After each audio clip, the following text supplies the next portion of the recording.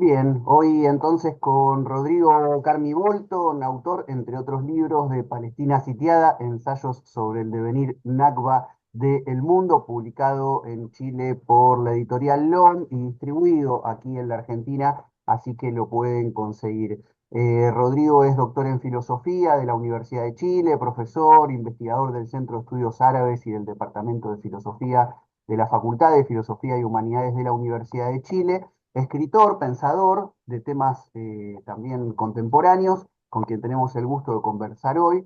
Así que bueno, te damos la bienvenida, Rodrigo, ¿cómo andás? Hola, muchas gracias por la invitación y por la generosa presentación.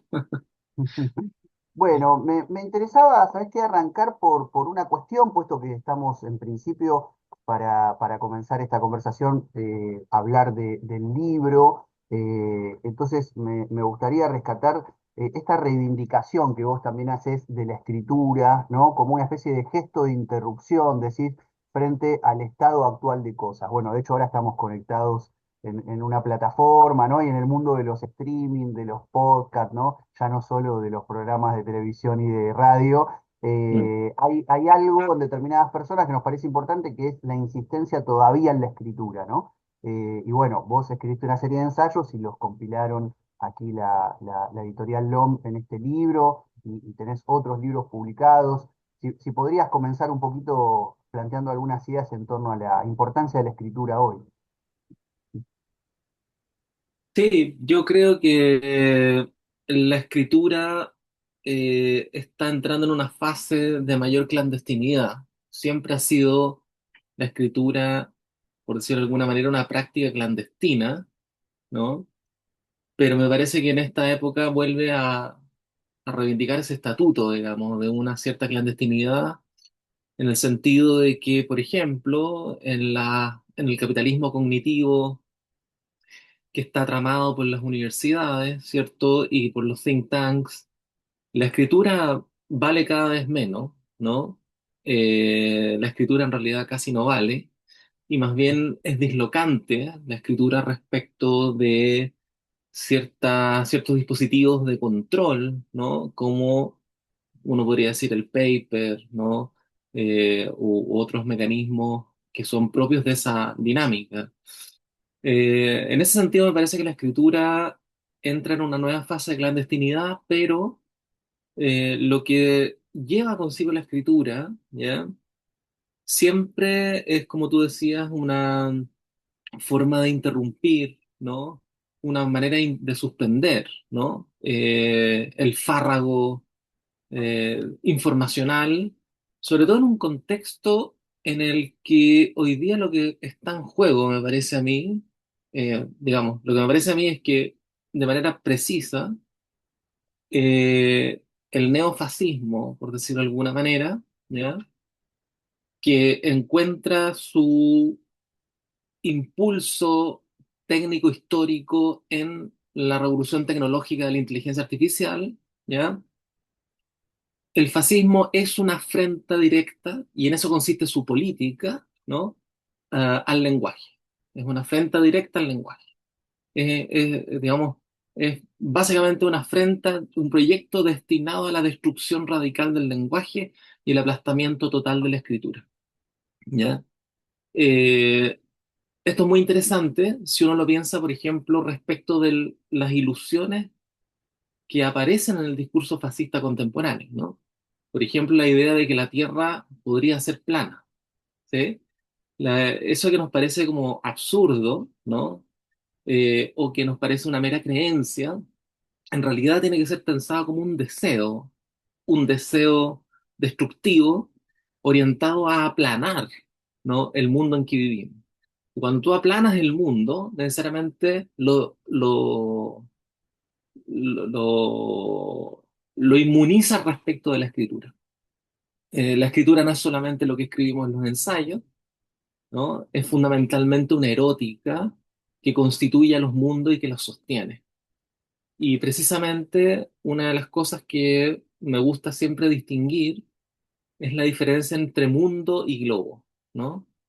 Y esto es muy divertido porque Fue una distinción que hice a partir de una lectura que hice de antiguo ensayo de Jean-Luc Nancy, pero a propósito de Macri, ¿no? De la campaña de Macri, que como ustedes recordarán, fue una campaña donde Macri publicitariamente tenía globos, ¿no? Lanzaba globos de múltiples colores, ¿no? Asesorados por el... La revolución de la alegría, decía con los globos. Exactamente, asesorado por Alejandro Rositner, ¿no? Eh, la cuestión que me interesaba ahí es por qué el globo, ¿no? Y bueno, lo que pienso es que en su fase extrema, el momento de la globalización es el momento del aplanamiento del mundo. Y por lo tanto, el hecho de que el mundo deje de tener una superficie rugosa, ¿no? Deje de abrir un campo erótico en el que siempre se resuelve algo así como una justicia con el otro, y más bien, ¿no? Articule una superficie totalmente plana y absolutamente infinita, como ocurre con el globo, sin impedimento alguno. El globo finalmente es el sueño del capital, ¿no? Me parece que esa realización, ese cumplimiento, es lo que aparece en la fantasía fascista, donde necesariamente tienes que lidiar con el lenguaje en la medida en que este último lleva consigo una dislocación constitutiva, ¿no? Entonces, me parece que la reivindicación de la escritura es de suyo ya un gesto político y también creo que acá en Chile hemos dado el debate sobre la cuestión de la escritura, ¿ya? Eh, Porque, ¿no? Pareciera ser que el único lenguaje autorizado sería el lenguaje del positivismo, ¿no? El único lenguaje autorizado para dar diagnósticos respecto a la realidad social, respecto del momento histórico, respecto a cualquier cosa, sería el neopositivismo, ¿no? Y entonces la escritura tendría un estatuto mucho menor, ¿no? Si es que tendría ese estatuto. Y frecuentemente se tiende a pensar de que la escritura no tendría nada político, ¿sí? Asumiendo que lo político sería hacer cosas, ¿no?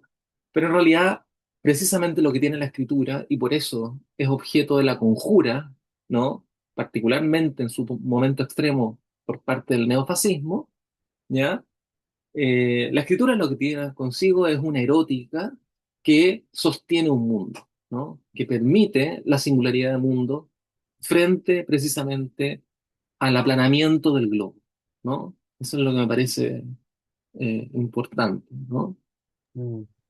Bien, y planteas aquí en este libro, cuando se escribe sobre Palestina, se produce un singular efecto de estar en medio de una suspensión del tiempo histórico, ¿no? Y precisás ahí algo que me interesaba, que es como una especie de tarea a realizar que tiene que ver con la precisión del lenguaje, ¿no? Decís que hay una lengua del exterminio que lleva adelante el Estado sionista de Israel, no solo frente al pueblo palestino, sino ya frente a los pueblos del mundo y bueno, y haces todo un recorrido, ¿no? En torno a lo que implica esa situación, pero me interesaba aquello que puntualizás en este libro respecto de la prensa y respecto de las universidades, que es algo que muchas veces no aparece como en el imaginario del lector, la lectora o quien busca más o menos informarse sobre la situación en Medio Oriente, que es, bueno, ¿qué pasa con las universidades? Y de nuevo, vos haces este gesto de pensar qué pasa con la prensa en torno a cuando se habla de Israel y Palestina,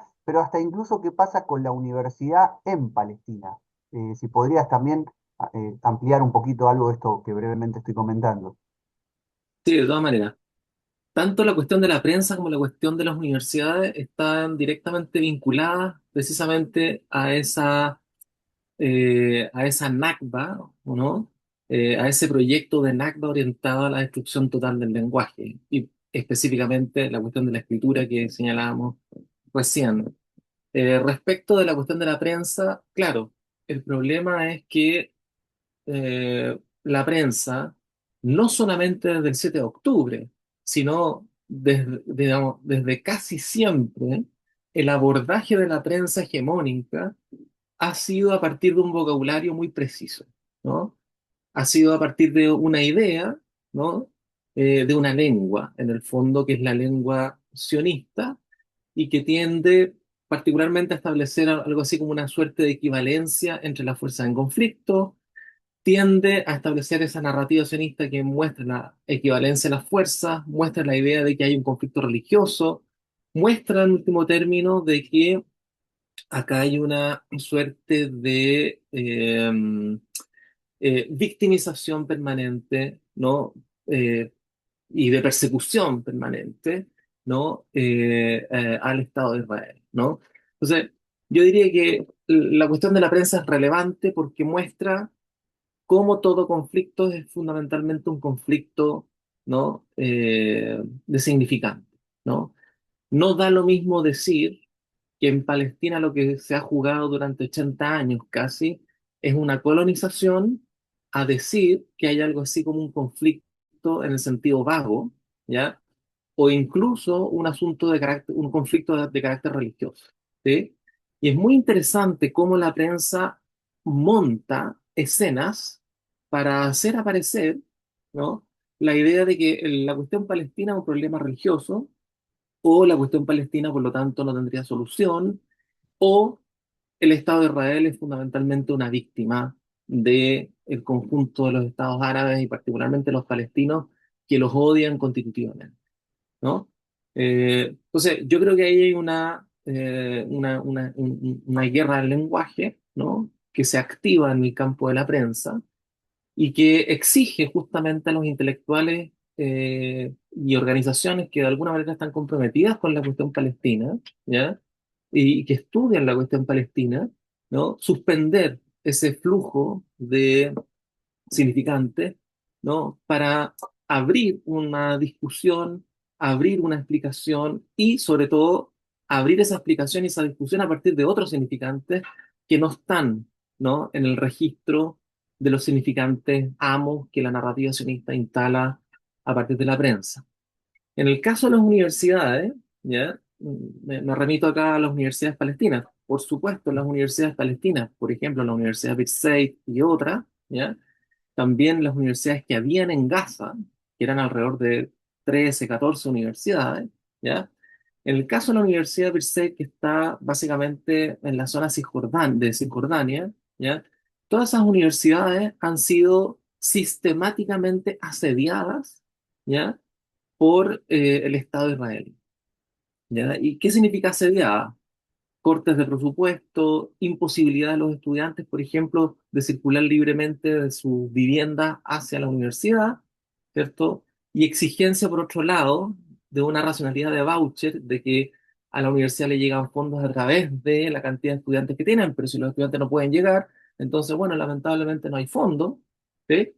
Ah, por ejemplo, el decreto de expulsión que estableció Netanyahu alrededor del año 2010 para un sinnúmero de profesores extranjeros que hacían clases en las universidades palestinas en Cisjordania y que hizo que muchos profesores extranjeros que colaboraban con las universidades en Palestina fueran deportados, ¿no? Es decir, las universidades en Palestina son fundamentalmente centros de asedio por parte de la maquinaria israelí. Y la pregunta es por qué esas universidades, ¿no? Generan una reacción particularmente virulenta por parte de de la máquina sionista, ¿no? Bueno, fundamentalmente porque en esas universidades lo que está en juego es una suerte de textura, ¿no? Digamos, de constitución de textura cultural, ¿cierto? Que precisamente para la Nakba que quiere implementar Israel desde hace prácticamente 80 años, resulta ser imposible. Es decir, eh, la idea israelí, es decir, el problema del asedio a las universidades se explica por cuál es el proyecto de Israel. El proyecto de Israel no es convivir con los palestinos, el proyecto de Israel no es mantener a los palestinos en un solo territorio, ¿ya? Y ellos en otro, sino que el problema israelí respecto a los palestinos es la expulsión y borramiento sistemático de los palestinos y de su cultura respecto a ese territorio. Por lo tanto, el entramado más, digamos, que condensa, por decirlo de alguna manera, afectiva e intelectualmente, ese lugar es precisamente las universidades donde evidentemente hay una resistencia intelectual y efectiva por parte de los palestinos al asedio israelí. Respecto de las universidades en Gaza, y con esto termino, eh, bueno, la primera cuestión es que todas las universidades en Gaza fueron destruidas, los estudiantes asesinados, los profesores asesinados, rectores asesinados, ¿ya? Eh, y además de eso, la cuestión de fondo que me parece que se está jugando acá es la escena en la que aparecen los militares del ejército israelí colocando bombas y grabándose, filmándose, eh, muy, digamos, con una expresión de mucha risa, mucha carcajada, ¿sí? Digamos así, una actitud de goce, frente a una universidad que está llena de bombas y que en un momento se hace volar, ¿no? La universidad estalla y se hace volar. Y yo creo que lo que está de fondo ahí, ¿ya?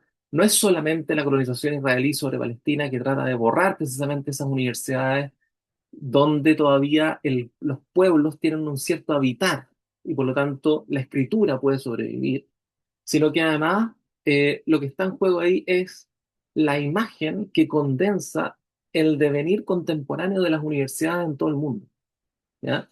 Es decir, hoy día estamos asistiendo a un momento en que las universidades en las cuales los pueblos se refugiaban, esas universidades que acogían a los pueblos, ¿cierto? Por ejemplo, en el caso argentino, en el caso de la UBA, la universidad pública, ¿no? En el caso chileno, la Universidad de Chile, en fin, ¿no? Esas universidades están siendo estalladas, ¿sí? Y están siendo estalladas, como ocurre en Gaza, en un sentido extremo, ¿ya? Están siendo estalladas bajo otros mecanismos, por ejemplo, los mecanismos neoliberales, que van a terminar por elitizar a la universidad y, de alguna manera, sustraer al pueblo, ¿sí? Sustraer a los pueblos de poder habitar el espacio universitario.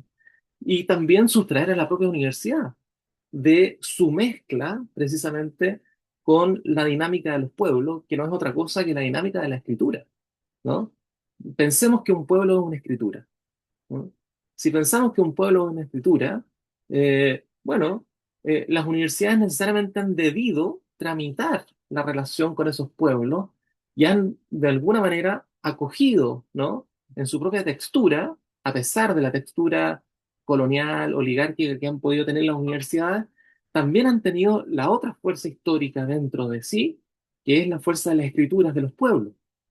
Y esa fuerza me parece que es la que está siendo sustraída, ¿no? En esta imagen feroz que nos ofrece el ejército israelí cuando hace volar literalmente las universidades en Gaza, ¿no?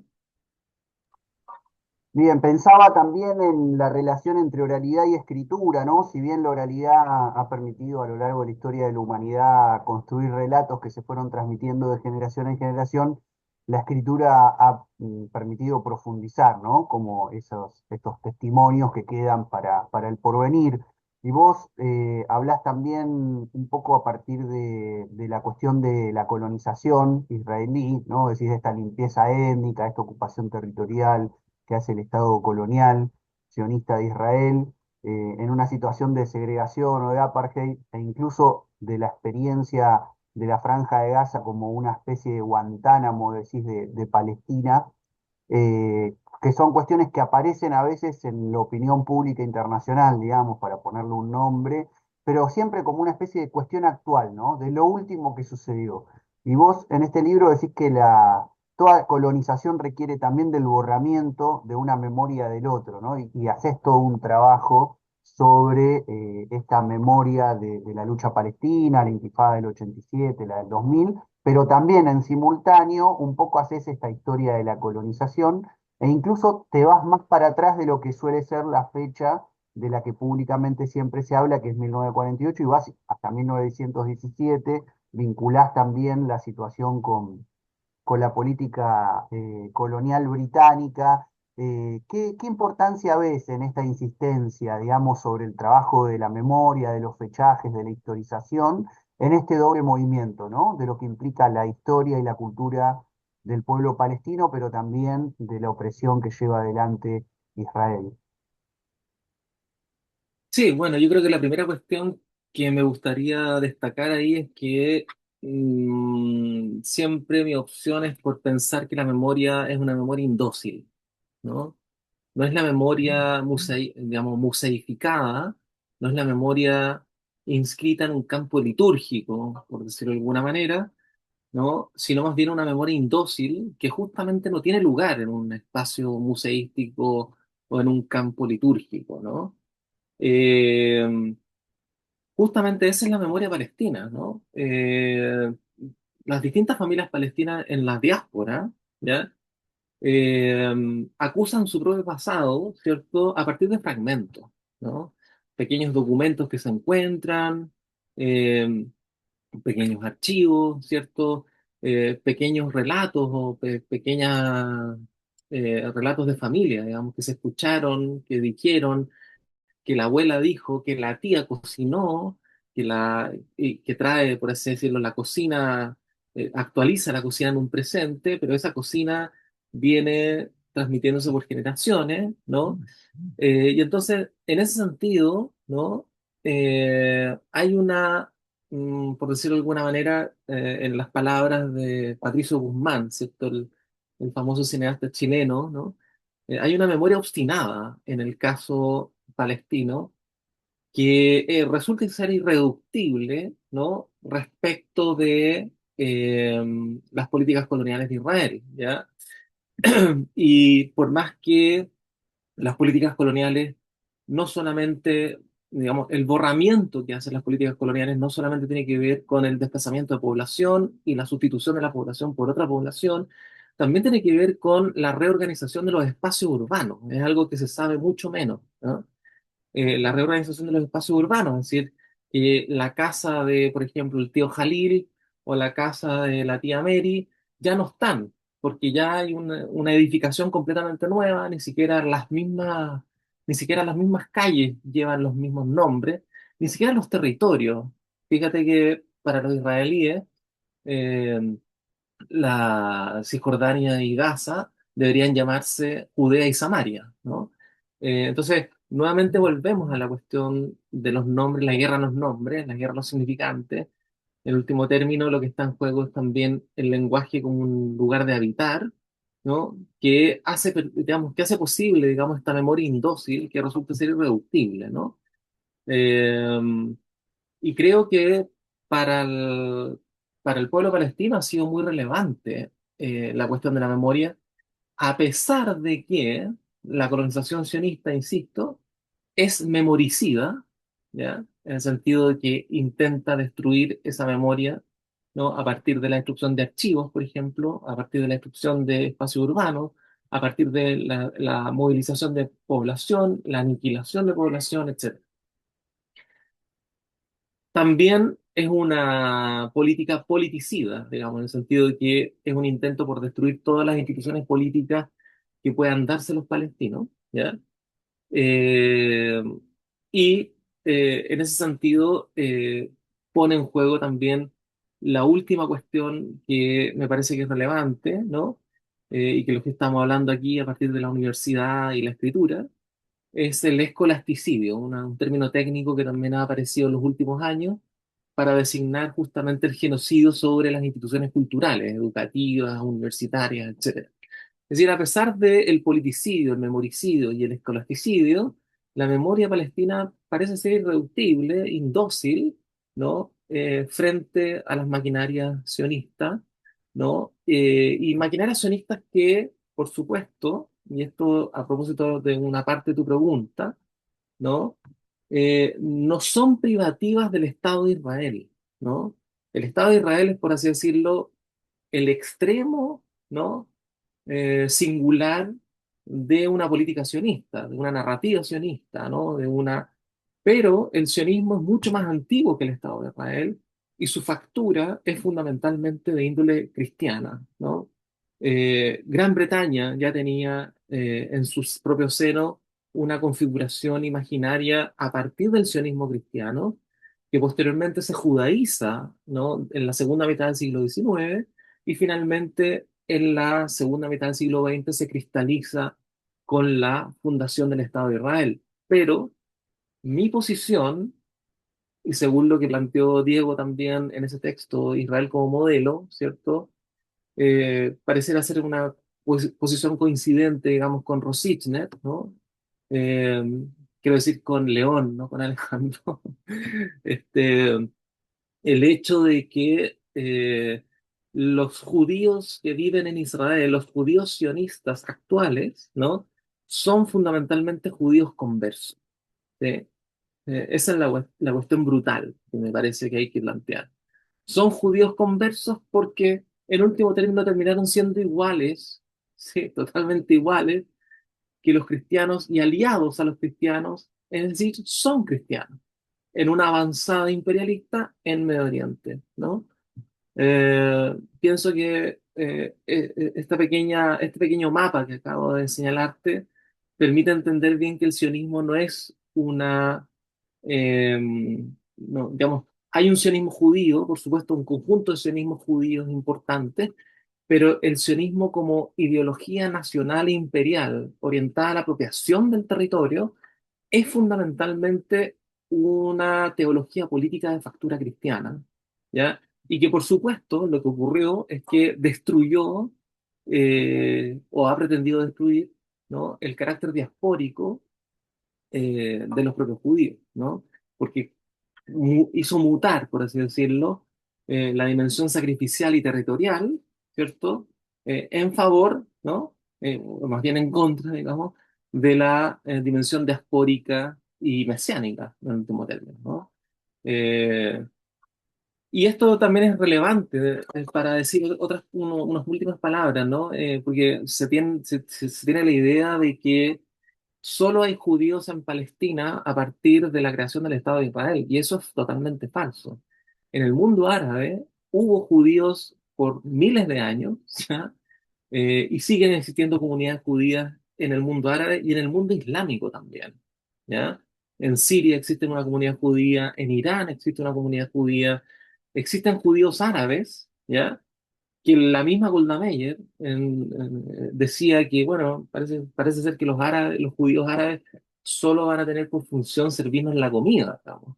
Entonces, es relevante también esa idea de que el Estado de Israel no solamente es racista respecto de los palestinos, ¿no? Sino que también ha sido históricamente racista respecto de los propios judíos, tanto africanos como árabes, ¿cierto? O norafricanos, en el caso de los marroquíes, ¿no? Etcétera, que es bien relevante señalarlo porque incluso en los años 60 en Israel hubo un movimiento de Black Panthers israelíes, ¿no? Que lucharon en favor, digamos, de la igualdad de los negros judíos en relación a los blancos, ¿ya?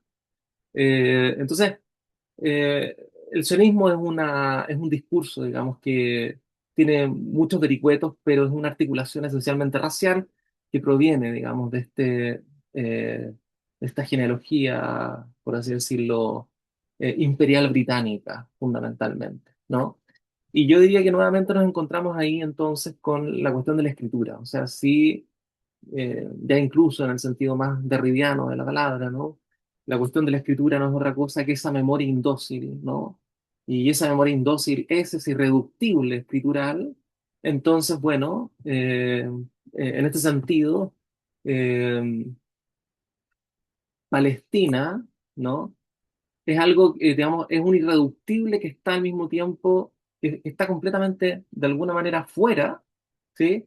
Pero en el propio interior del sistema de representación, ¿no? Entonces, no sé si ahí ando, no ando veloz para explicar, pero trato No, no, de... no, está, está clarísimo. Rodrigo Carmi Bolton, recordamos, autor, entre otros trabajos, de este libro, Palestina sitiada, ensayo sobre el devenir Nakba del mundo, publicado en Chile por la editorial LOM y distribuido en la Argentina por las amigas, los amigos de Tinta Limón Ediciones, así que se consigue en librerías en las distintas ciudades del país. Aquí vos planteás algunas cuestiones que me interesaba destacar en relación también a cuestiones que tienen que ver con la coyuntura, con las distintas coyunturas en realidad que se sucedieron en los últimos años. El libro fue publicado después del 7 de octubre, digamos así que eso tuvo una ventaja porque muchas veces cuando se hablaba de la cuestión palestina, siempre era el interrogante al haber escuchado o leído textos previos, digamos, al 7 de octubre, muchas veces lo que surgía era la pregunta, bueno, pero ¿y ahora qué? ¿No? Como si la situación del 7 de octubre cambiara radicalmente algo.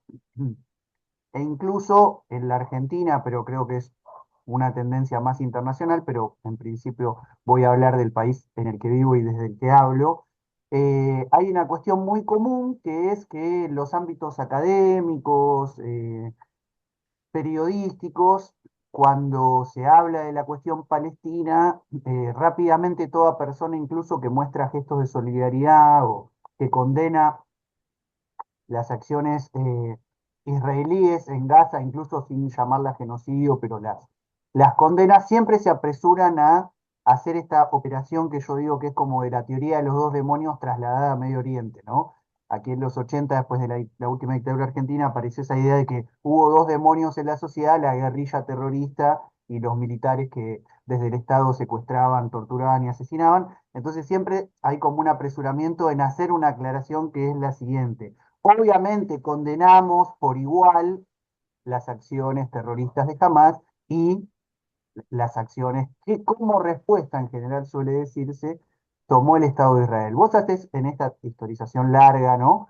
En los distintos ensayos, otra operación que es la de decir, no es que Israel responde al 7 de octubre, sino que el 7 de octubre es una especie de, digamos así, contraataque, contragolpe de una resistencia palestina que tiene muchos años, de la cual Hamas es parte, y diríamos, no solo es parte, sino que después de los acuerdos de Oslo, la crisis de la Autoridad Nacional Palestina respecto de su legitimidad, etcétera, etcétera, Hamas pasa a ser un poco una organización hegemónica que encabeza distintas fracciones, con lo cual también introducís la complejidad de que no es la única organización que opera Sí. en territorio, ¿no? Sé que te planteo muchos temas, pero me parece que van en una constelación problemática que tiene su núcleo en la cuestión de bueno, ¿cómo interpretar el 7 de octubre? Me parece que eso sería algo que no circula tanto cuando se habla de Palestina en los medios, insisto, por lo menos en Argentina.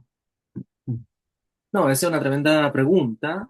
Eh, claro, yo diría, siguiendo justamente el hilo que tú planteas, una cuestión muy decisiva para mí es que la, la violencia del opresor resulta ser cualitativamente distinta respecto de la violencia del oprimido, ¿ya? Eso es algo que Fanon nos enseñó y que sin embargo las izquierdas olvidaron en la medida en que por todo el proceso de liberalización, digamos, y de caída del muro, ¿no? La cuestión de la guerra y guerrilla parecía ser algo completamente del pasado, ¿no? Y que lo que había que hacer era básicamente condenar la violencia en todas sus formas situándonos siempre en una perspectiva de derechos humanos, como si esta última fuera incompatible con una perspectiva de lucha armada, por ejemplo, ¿no? El propio Fanon muestra que eso no es necesariamente incompatible, ¿no? Eh, y esto es bien interesante porque, claro, yo diría que un segundo aspecto, ¿no? Un segundo aspecto importante es que el aparato mediático que obedeció, digamos, a la narrativa sionista y que puso en juego y que ha puesto en juego permanentemente la narrativa sionista, tendió a articular una metonimia, una operación metonímica de asimilar todo lo palestino a Hamas, ¿no? Es decir, el todo se lo redujo a la parte y Hamas se lo entendió como un tope totalmente imposible de ser pensado, ¿ya? Es como una especie de punto de capitón, diría Lacan, ¿no? Es que tú lo tapas y la discusión queda ahí reducida y no puedes salir de decir, bueno, sí, finalmente condeno a Hamas. Y finalmente no puedes pensar a Hamas, no puedes pensar qué es lo que dices cuando dices Hamas. ¿Sí? Y la primera cuestión que hay que atender es que jamás es un acrónimo, ¿ya?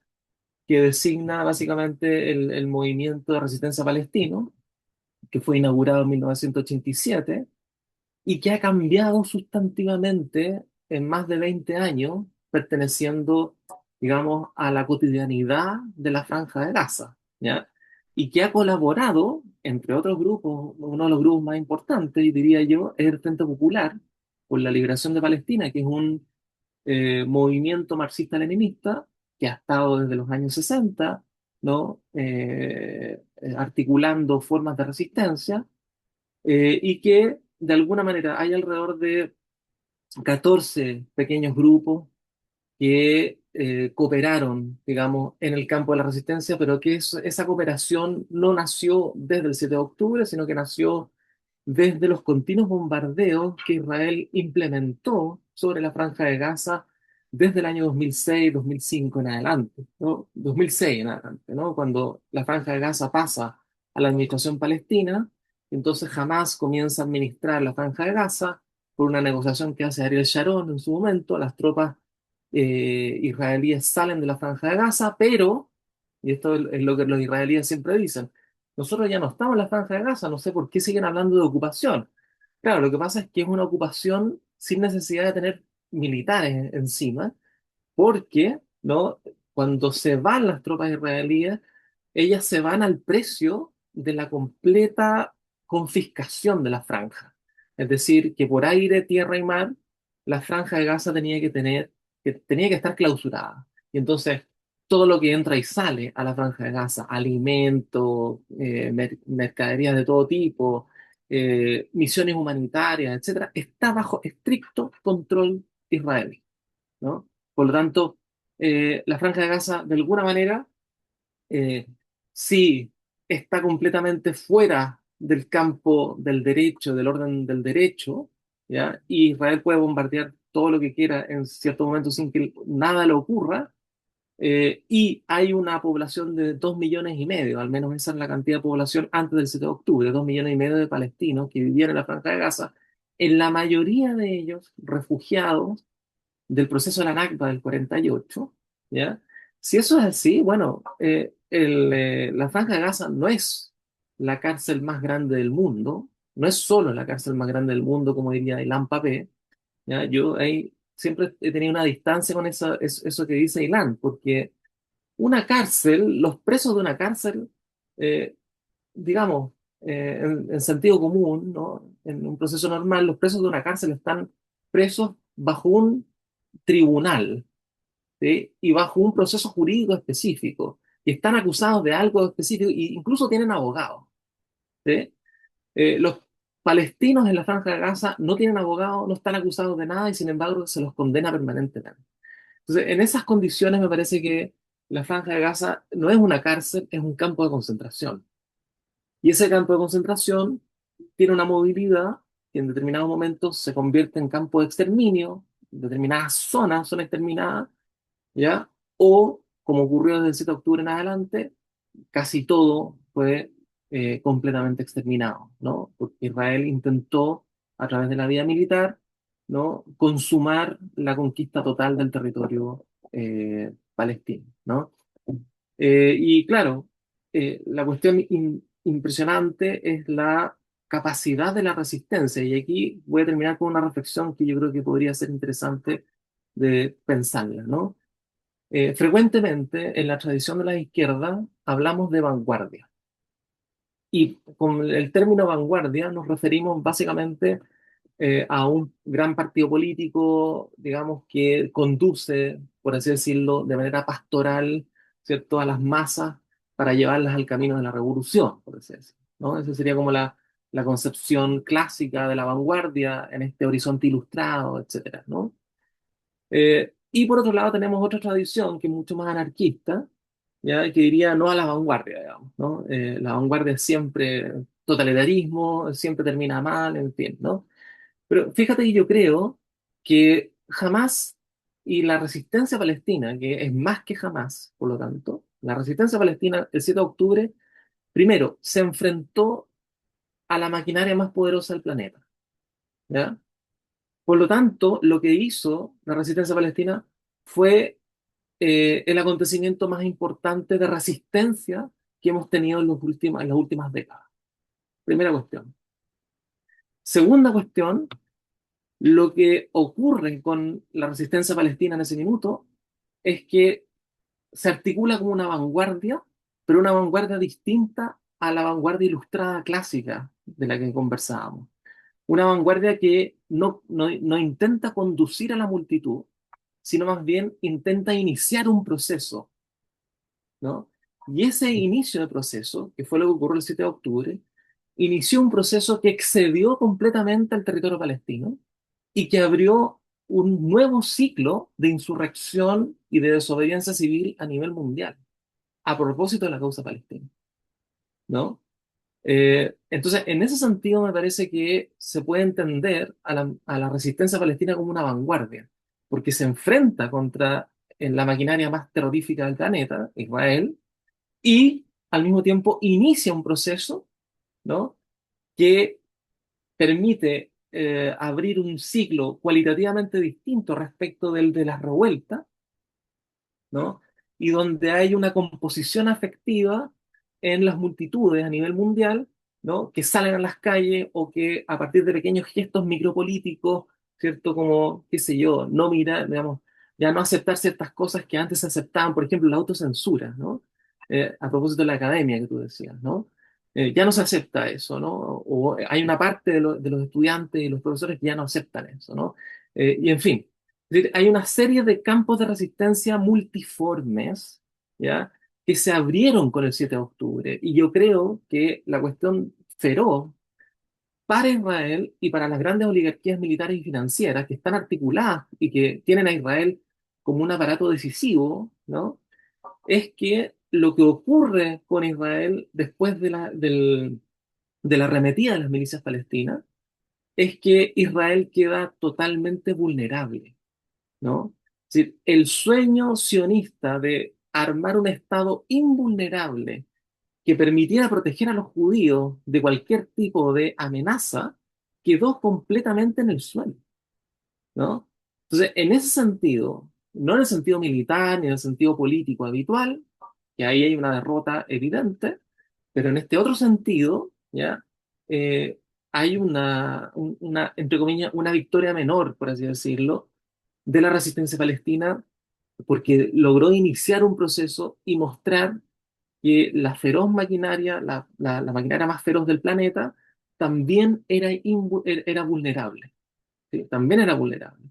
Y esto es muy sintomático porque cuando uno conversa, va a charla o hace clases, etcétera, siempre aparece la pregunta de, bueno, Netanyahu sabía o los servicios secretos sabían de, y entonces fue como una especie de autoatentado, que fue lo mismo que se dijo respecto de Bush hijo, ¿no? Con los atentados a la Torre Gemela, ¿ya? Yo creo que ahí es muy clara la situación, o sea, evidentemente tenían ciertos informes que decían que un atentado así podía ser, pero ni los servicios secretos ni el gabinete de Netanyahu creyó que algo así iba a ser posible. La cuestión relevante es que no creyeron. ¿Por qué no creyeron? Porque se sostenían sobre este imaginario de invulnerabilidad. Y lo que la resistencia palestina desarticuló completamente, en algún punto en el libro hablo de un poder destituyente, lo que la resistencia palestina destituyó en el fondo y generó un efecto dominó para las multitudes del mundo, ¿no? Es que inició un proceso. Y en ese sentido, esa resistencia se convirtió en vanguardia, ¿no? No en el sentido que condujo a las masas del mundo a hacer la revolución, digamos, pero sí en el sentido que inició un proceso, ¿no? No la conducción, sino la iniciación de un proceso. Y ese proceso me parece que es una un segundo momento de esa composición afectiva de grandes procesos a nivel mundial de revueltas que se habían dado en la década anterior y que hoy día se están componiendo efectivamente con mayor fuerza y lo estamos viendo de manera muy prístina también en la situación que está teniendo lugar en Estados Unidos hoy día, ¿no? O sea, las prácticas del ICE, ¿no? Son muy similares a las prácticas del IDF en Israel respecto a la población palestina. Por eso es que la tesis del libro finalmente haciendo una paráfrasis de la tesis de Membé, ¿cierto? Cuando Membé dice, estamos asistiendo al devenir negro del mundo, me interesa decir, bueno, saquemos la idea de un sujeto, ¿no? No hay algo así como un negro, sino más bien un proceso de devastación, ¿cierto? De catástrofe, que ya no es privativo del territorio palestino, sino que es extensivo al proceso mundial, ¿no? Entonces, en ese sentido, Palestina es el paradigma del presente, ¿no? Y en ese sentido, perdón, y me alargué demasiado, en ese sentido, ya no podemos seguir con la idea que tenía la izquierda en los años 60 de que la cuestión palestina es un problema del tercer mundo, ¿no? La cuestión palestina no está en la periferia del mundo, está ahora en el centro del mundo, ¿sí? Es la imagen del mundo, ¿no? Bien, buenísimo. Yo para ir cerrando ya, pensando en esto último que decís, también en este libro planteás esta idea de que los muros de Palestina son los muros del mundo, ¿no? Y que Palestina expresa a los pobres del mundo. Y pensaba, como para cerrar una breve reflexión final que puedas compartir en relación a este cambio que vos detectás también en aquel otro que muchas veces era un paradigma de la solidaridad, es decir, sentir un problema del otro como propio, pero al fin y al cabo no deja de ser un problema de otro, ¿no? Bueno, en Argentina tenemos de todos modos la noble figura de Rodolfo Walsh, Claro, periodista, escritor, militante, pionero en viajar a Palestina y volver y escribir sobre lo que sí, había visto y escuchado allá. un Pero tremendo libro, siempre, sí, un siempre tremendo estuvo libro. esa idea, ¿no? De la Mm, solidaridad y me parece que aparece aquí algo en tu planteo último y en esto que mencionábamos del libro, de que ya es una cuestión de necesidad, de anhelo, digamos, algo así como una especie de revuelta que ya no tenga que ver con, como decíamos, con el ejercicio de la solidaridad, sino como una especie de intifada global de una claro, misma causa, ¿no? exacto. Así que bueno, agradecerte la conversación y bueno, ver si también querés compartir alguna cuestión final o algo que te parezca que sea importante destacar y no hayamos conversado, si bien abrimos un amplio abanico en esta hora en la que pudimos Sí, charlar no, un rato. no, muchas gracias por tus preguntas y sobre todo por soportar la lectura de ese libro. Y sobre la intifada global, claro, o sea, así como hay una sionización de las grandes oligarquías militares y financieras a nivel mundial, también podríamos decir que hay una arremetida de una multitud global que está experimentando una intifada global, y que esa intifada global, por supuesto, no es homogénea, es fragmentaria, es precaria, ¿cierto? Pero precisamente ponen aprieto, ¿no? A los intereses capitalistas que están en juego en distintos contextos. Solamente resumiría el hecho en decir, a propósito de la primera pregunta que me hiciste a un inicio de la entrevista, claro, la intifada global es la emancipación de la escritura, ¿no? Y por lo tanto de la erótica política, ¿no? Que rompe los esquemas de las formas representacionales con las cuales frecuentemente se pensó la política hasta el día de hoy, ¿no? Bien, bueno, muchas gracias, Rodrigo. Gracias a ti, que estén muy bien. Chao, chao.